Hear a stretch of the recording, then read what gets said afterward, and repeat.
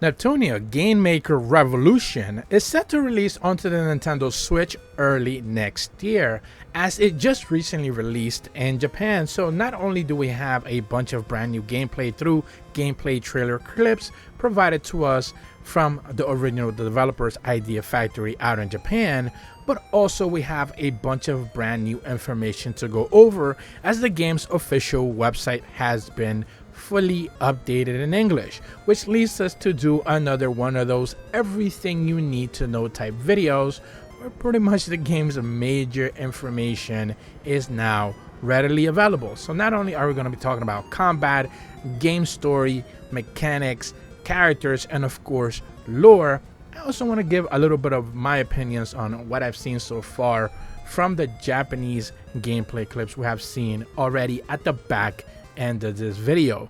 First and foremost, I'm going to be leaving a link in the description below for the official game's website, so check that out if you're interested, where they're going to be updating, according to their social pages, more and more details going forward.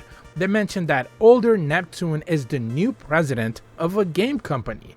This is a story about a game maker revolution spun together with a trio of new goddesses. This is the latest installment of the Neptunia series, which the goal of the game is to rebuild and manage a game company. Build your company and turn it into a huge corporation. This is the latest entry in the world of Neptunia and is now better than it ever has been before. The battle system has been expanded to allow for up to 4-person parties, dungeons can be explored upon, high-speed motorcycles can be driven, and a heartful photo mode will let you express yourself via fun manga-like creations. On top of that, they've added an admin mode where you're gonna have a bunch of brand new options available as well. They also mentioned that as an introduction for the game, all you basically need to know if you've never played any of the previous Neptunia games is that in a world powerful of rival game makers within the game maker world, in order to acquire basically chairs, game makers have started to wage a battle for supremacy, and so a new game maker steps into the fray, attempting to endure the battle for survival of game industry. So unlike before, where you were working with Nep or any one of the other goddesses to kind of raise their powers, and essentially as they're representing consoles, Xbox, PlayStation, Nintendo, and others, you are now actually a brand new company stepping into the fold. But the interesting twist here is that older Neptune is the one in charge. As you take a closer look at the character profiles, they mentioned that Neptune is from a parallel world, specifically older Neptune, a girl who travels through dimensions and always has an energetic and positive personality. She encountered goddesses who are called failure goddesses, and she is asked to become the president of the game maker Victory. She has been in possession of a book called the Nept Note, which has the ability to convert any target into a specimen inside of it. However, she ended up dropping it somewhere, and along with her search for the Nept Note, her heart is filled with adventure and booming game development world. So this is not the original Neptune that we are used to, but actually an older version from a different timeline. Another one of the characters they talk about is Pippi, one of the failure goddesses. She is confident and reckless. She has a leadership type mindset and tends to drag everyone else down when she believes in herself to be the smartest in the world. As sensible as one of the 3 failure goddesses, she often plays the straight man within the game development crew. She takes on the role of a producer as PPP. She holds a grand objective of unifying the world through games.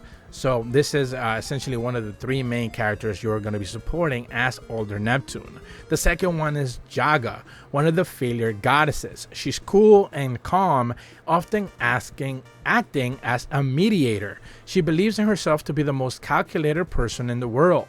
She often employs acronyms as EOR, or egg on rice. She says, "Do the math," as her catchphrase, and she doesn't really seem to grasp the meaning within it. Within her understaffed game maker Victory, she's in charge of production of PR, among other things within the game development discipline. She dislikes bugs and ghosts, and she will faint at the sight of either one. Lastly, they talk about Rio, one of the failure goddesses. She is an airhead, a mad scientist who also sprouts commentary with others with a smile. She believes herself to be the most sensible person in the world. Always smiling with inexcusable personality, she repeats various experiments in her constant search for new experiences within the understaffed GameMaker Victory. She's in charge of programming and graphics, amongst other things. Lastly, she forces Pipi and Jaga to eat her prototype medicine colorful Odin.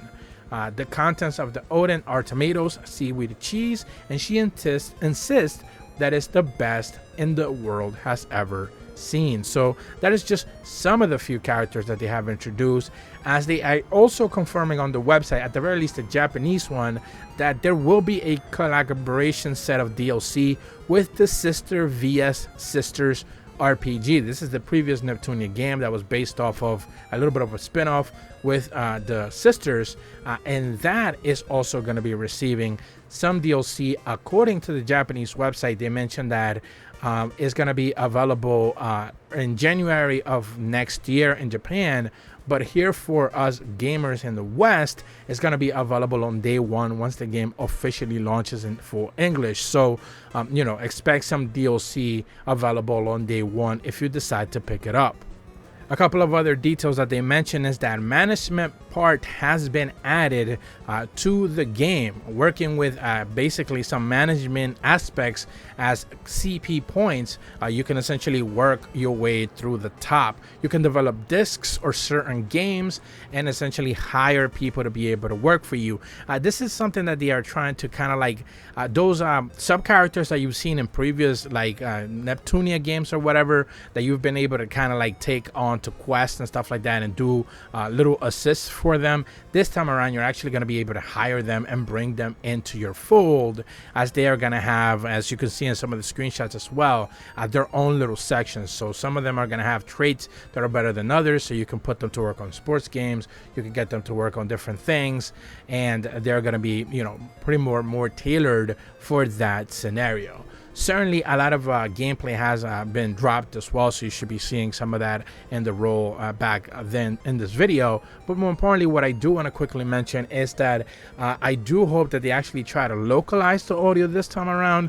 The last few games have had very little, if any, dub audio, since essentially they've not really worked with the original voice cast in most recent games, and the ones that have had dub audio have kind of just done the laziest part about it. They don't necessarily do like the same amount of audio that you usually hear in the Japanese releases, which is typical budget restraining type of things that you see in other smaller RPGs. But you would imagine that the Neptunia franchise is popular enough to be able to get full-on voice work. Once again, this game is set to is already first and foremost available in Japan right now, so if you choose to import it, I'm sure it's available on plenty of places you've seen before, like PlayAsia, but of course it's going to be releasing here in North America and in Europe in full English support, and there will be physical versions available as well on the Nintendo Switch, PlayStation 5, and PlayStation 4. I am, at the time of this recording, relatively unsure if it's going to be available on PC Steam, which I assume it will be at some point, but I'm unsure if it will be available on Xbox. But that's about all the information that I have for you guys today. If you're brand new to my channel, be sure to leave a like and subscribe. Hit the bell to receive notifications when the videos go up. And as always, thank you so much for watching. See ya.